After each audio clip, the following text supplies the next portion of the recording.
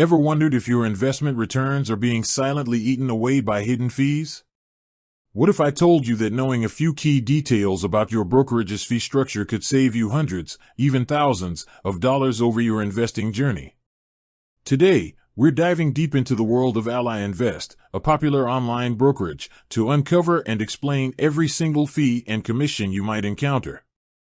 By the end of this video, you'll be armed with the knowledge to navigate Ally Invest's pricing with confidence, ensuring you keep more of your hard-earned money working for you. For years, investors have been lured by the promise of commission-free trading, a phrase that has become ubiquitous in the online brokerage landscape. And while Ally Invest certainly delivers on that front for many popular asset classes, the reality is that commission-free doesn't always mean fee-free.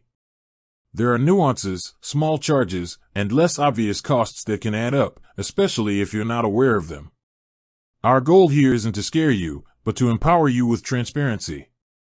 Let's break down Ally Invest's fees and commissions category by category, so you can make informed decisions about your investments. First up, let's talk about the big one, trading commissions. This is where Ally Invest truly shines in many areas.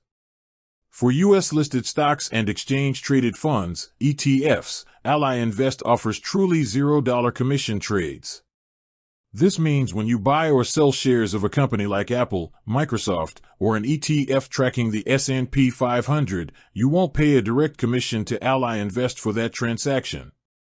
This is fantastic news for long-term investors and even active traders focusing on these popular securities, as it helps to maximize your returns by minimizing trading costs. This competitive pricing puts Ally Invest on par with many industry leaders. However, it's crucial to understand that while the commission is $0, there might be minuscule regulatory fees. These are not charged by Ally Invest but are passed through from regulatory bodies like the SEC or FINRA. We're talking fractions of a cent per share, so for most retail investors, these are negligible. But it's good to be aware that they exist, even if they won't significantly impact your overall cost. Now, let's move on to options trading. Options can be a powerful tool for experienced investors, offering leverage and diverse strategies. At Ally Invest, options trades are also commission-free, which is a huge plus. However, there's a per-contract fee of 50 cents. This means if you buy or sell an options contract, you will pay 50 cents for each contract. For example, if you trade 10 options contracts, your fee will be $5. Compared to many other brokers that charge 65 cents or more per contract, Ally Invest's 50 cents per contract fee is quite competitive and can be very appealing for active options traders. It's important to remember that these fees apply whether you're opening or closing an options position. What about those low-priced securities, sometimes called penny stocks or OTCBB and pink sheet stocks? This is where the commission structure changes. For stocks trading under $2 per share, Ally Invest charges a $4.95 base commission plus 1 cent per share on the entire order. There's also a maximum commission charge of 5% of the trade value. This is a common practice among brokerages due to the higher risk and administrative overhead associated with these volatile securities. If you're planning to dabble in penny stocks, be sure to factor in these higher costs, as they can quickly eat into your potential profits, especially on smaller trades. There's also a minimum opening purchase of $100 per order on these types of stocks. Next, let's discuss mutual funds. Ally Invest has made significant strides in this area. Historically, they used to charge a $9.95 transaction fee for mutual funds.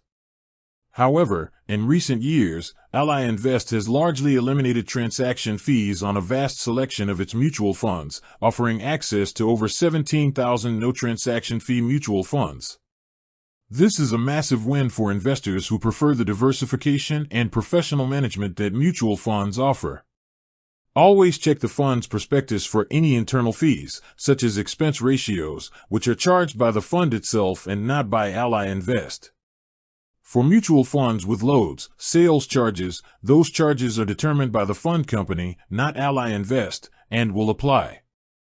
When it comes to bonds, Ally Invest charges $1 per bond, with a $10 minimum and a $250 maximum per transaction.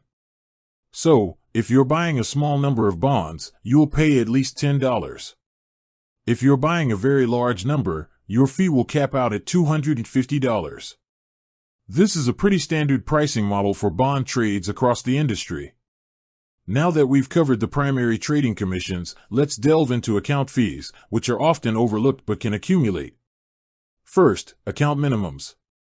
This is great news for new investors. Ally Invest generally has no account minimum to open a self-directed trading cash account. This makes it very accessible for individuals just starting their investment journey.